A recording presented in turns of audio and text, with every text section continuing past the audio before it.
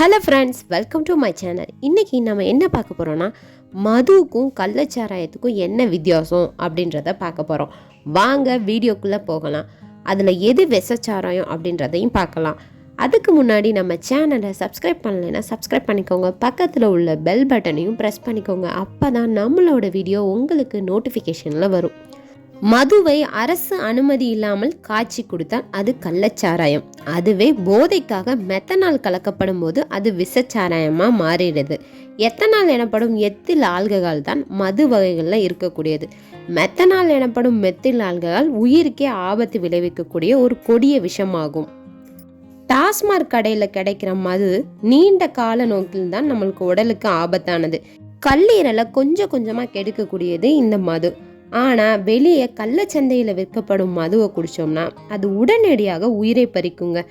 அந்த அளவுக்கு அதில் ஆபத்து அதிகமாக இருக்குது. டாஸ்மார்க்கில் உற்பத்தி செய்யப்படும் மது பார்லி, திராட்சை, பல பொருட்களை கொண்டு செய்யப்பட்டு நொதித்தல் தன்மையில் தயாரிக்கப்படுதுங்க.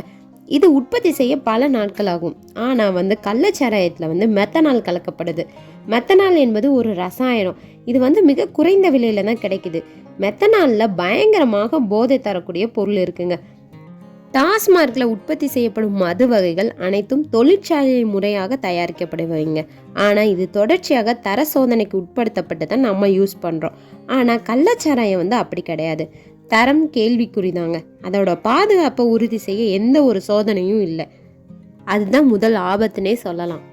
இந்த எத்தனால் மெத்தனால் அப்படின்றது என்னன்னு பார்த்தீங்கன்னா, எத்தனால்ன்றது மதுவில் யூஸ் பண்ணுறதுங்க. அது ரொம்ப நொதித்தல் தன்மை யூஸ் பண்ணுறது. ஆனால் இந்த மெத்தனால்ன்றது பார்த்தீங்கன்னா ஒரு வகையான கெமிக்கல். மெத்தனால் குறைஞ்ச விலையில கிடைக்கிறனால இந்த கள்ளச்சாராயம் விற்கிறவங்க இதை வாங்கி சீக்கிரம் யூஸ் பண்ணுறாங்க. அது மட்டும் இல்லை, டாஸ்மார்க்கில் கிடைக்கிற மதுவை விட இந்த மெத்தனால் யூஸ் பண்ணுற மதுவில் பார்த்தீங்கன்னா அதிகப்படியான போதைத்தன்மை இருக்குங்க. கள்ளச்சாராயத்தில் உயிருக்கு ஆபத்தான மெத்தனால் இருக்கிறனால அளவுக்கு அதிகமாக சற்று அதிகரித்தாலும் கூட அது மொத்தமாக உயிரையும் பறிச்சிரும். இப்போ கள்ளக்குறிச்சியில் அது போன்ற சம்பவம் தான் நடந்திருக்கு. அதில் மெத்தனால் அளவு அதிகமாக இருந்தனால தான் இது விஷமாகி மாறி இருக்கு. இந்த மெத்தனாலை குடிக்கிறனால அவங்களோட கண்கள் குருடாகுமாங்க. அதே போல் கள்ளச்சாராயத்தில் இருக்கிற மற்றொரு சிக்கல் என்னன்னு பார்த்தீங்கன்னா, அது ஈஸியாக மாசுபடுமா. இவை பெரும்பாலும் வீடுகள் அல்லது சுகாதாரம் இல்லாத இடங்களில் தான் தயாரிக்கப்படுது. அப்போ எளிதாக ஈஸியாக மாசுபடுற சூழ்நிலையும் ஏற்படுது. எல்லாருக்கும் ஒரு டவுட் வரும், இத்தனை டாஸ்மார்க் இருக்கிறப்ப ஏன் இவங்க போய் கள்ளச்சாராயத்தை தேடி குடிக்கிறாங்க அப்படின்னு. ஆனால் இவ்வளோ பிரச்சனை இருக்குதுன்னு தெரிஞ்சும் குடிக்கிறாங்க. அது எதனாலன்னு பார்த்தீங்கன்னா, டாஸ்மார்க்கில் இருக்கிற விற்பனை செய்யப்படுற மது வகையை காட்டிலும் இந்த கள்ளச்சாராயம் விலை ரொம்ப கம்மியாக இருக்கும்.